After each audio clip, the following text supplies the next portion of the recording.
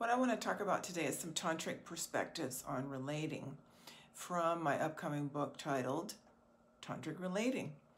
Tantric perspectives on relating would have to do with the fact that since Tantra basically sees everything as perfect in this present moment, then the truth would be perfect in this moment. So I would want to express my truth, and I would want my partner to express their truth.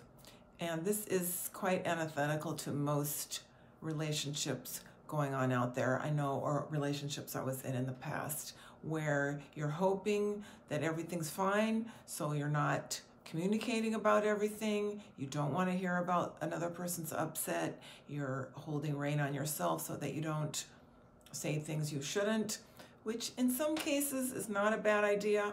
We don't want to be blurting out like teenagers or children having a fit, but we want to be able to communicate our true truth to be in a tantric relationship.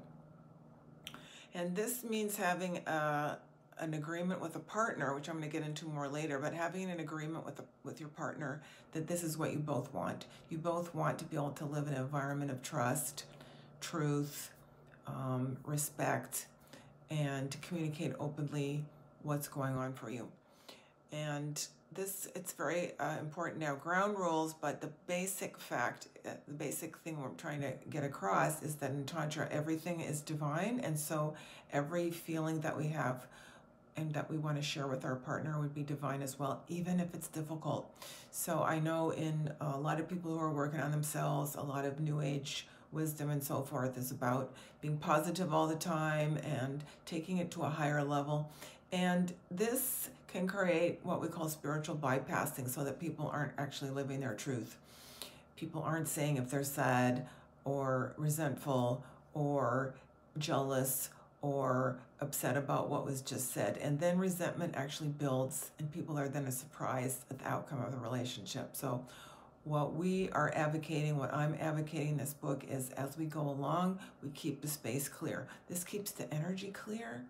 And then this shows up in lovemaking, that there's nothing in the way. There's nothing between you. So we're continually keeping the space clear so that love and sexuality and all of this can flow between people. And sometimes that means working through difficult stuff. So all of it is divine. Working through difficult stuff is divine. Feeling sad, feeling jealous, feeling all these feelings.